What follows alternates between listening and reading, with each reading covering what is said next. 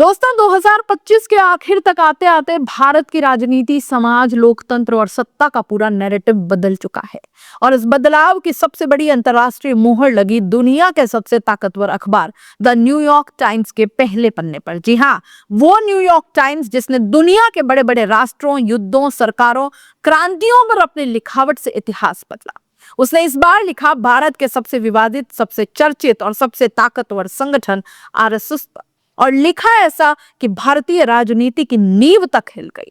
यह कोई सामान्य रिपोर्ट नहीं थी, यह किसी विरोधी दल का आरोप नहीं था, यह किसी टीवी डिबेट की चीख चिल्लाहट भी नहीं थी। ये दुनिया के सबसे बड़े मीडिया संस्थान का सीधा विश्लेषण, गहरी पड़ताल और कड़ा फैसला था कि आज का भारत किसी दिशा में जा रहा है और उसमें आरएसएस की भूमिका कितनी गहरी है।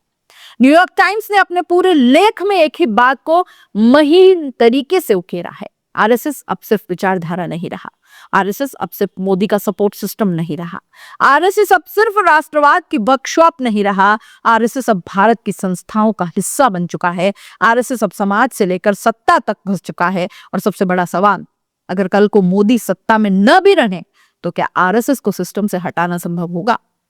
न्यूयॉर्क टाइम्स का जवाब है नॉट दैट इजी, यानी ये साफ संकेत, सत्ता बदल सकती है लेकिन आरएसएस का प्रभाव अब स्थायी शक्ति बन चुका है। न्यूयॉर्क टाइम्स ने भारत के पिछले 11 सालों का दो टूक विश्लेषण किया और कहा भारत का चेहरा अब सेक्युलर रिपब्लिक से हटकर मस्क्यूलर हिंदू फर्स्ट नेशन की ओर मुड़ चुका है। और इस दावे के उदाहरण है चर्चों में तोड़फोड़, क्रिसमस पर उत्पात, मस्जिदों के बाहर डीजे शो ऑफ, धर्म के नाम पर पावर डिस्प्ले, नफरती बयानबाजी का नॉर्मलाइजेशन। लेख के मुताबिक ये महज घटनाएं नहीं है बल्कि ये संदेश है पावर बिलोंग्स हियर और जो करना है कर लो।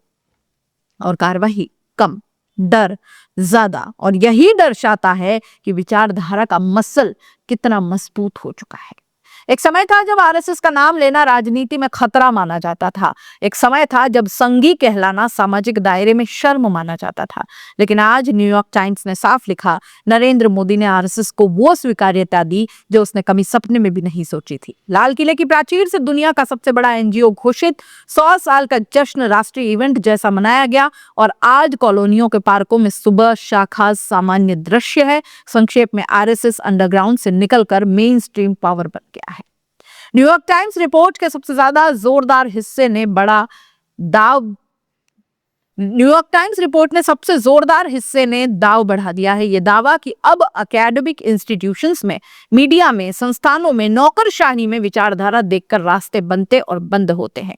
दिल्ली यूनिवर्सिटी के प्रोफेसर मनोज झा के बयान का उल्लेख है, अगर आप संघ लाइन में नहीं है तो प्रोफेसरी तक मुश्किल हो गई है। यानी आरएसएस सिर्फ विचारधारा नहीं, आरएसएस करियर कंट्रोलर बन चुका है। न्यूयॉर्क टाइम्स ने साफ कहा कि भारत में बीजेपी की जीत सिर्फ मोदी मैजिक नहीं, ये आधी ताकत आरएसएस के विशाल ग्राउंड नेटवर्क की है।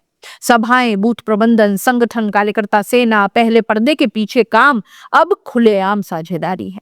यह वही संघ है जो कभी चुपचाप काम करने वाला बताया जाता था, आज वही गर्व से घोषणाएं कर रहा है, हमने चुनाव में ये किया।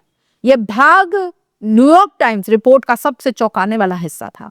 दुनिया का इतना बड़ा संगठन, करोड़ों स्वयंसेवक, पूरे देश में नेटवर्क, लेकिन कोई रजिस्टर्ड रिकॉर्ड नहीं, कोई ऑफिशियल डेटा नहीं, कोई लिखित सदस्य सूची नहीं, फिर भी ताकत ऐसी जो सरकारों के बराबर खड़ी हो जाए। और यही रहस्य शक्ति आरएसएस को दुनिया की सबसे अनोखी राजनीतिक सामाजिक ताकत बनाता है। न्यूयॉर्क टाइम्स ने कहा कि आज भारत में कई चीजें नॉर्मल बना दी गई हैं, चर्च तोड़ना, धार्मिक उग्रता दिखाना, नफरती बयान देना, सोशल मीडिया पर धमकाना, डर का इकोसिस्टम बनाना। आज लोग सच में यही सोचते हैं, कुछ मत बोलो वरना मुसीबत बुलाओगे। और यही है सबसे बड़ा सवाल, डर का लोकतंत्र। राहुल गांधी को छोड़ दे तो शायद ही कोई बड़ा नेता आरएसएस का नाम लेकर सीधे टकराता है। क्यों? न्यूयॉर्क टाइम्स के मुताबिक आरएसएस की ताकत सिर्फ सत्ता में नहीं, उसकी हौसला खौफ वाली पकड़ पूरे राजनीतिक तंत्र पर है। इसलिए विपक्ष बोलता भी है तो घुमा फिरा कर, नाम लेने की हिम्मत बहुत कम है।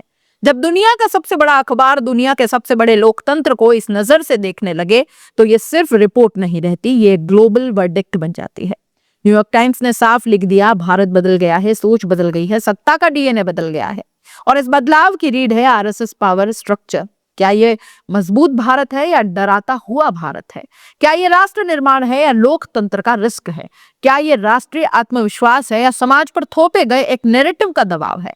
सवाल बहुत बड़े हैं, देश बड़ा है और फैसला वो भारत की जनता करेगी। कमेंट में बताइएगा आपकी नजर में ये बदलाव ताकत है या खतरा। जाते जाते चैनल को लाइक, शेयर और सब्सक्राइब जरूर कर दीजिएगा। नमस्कार।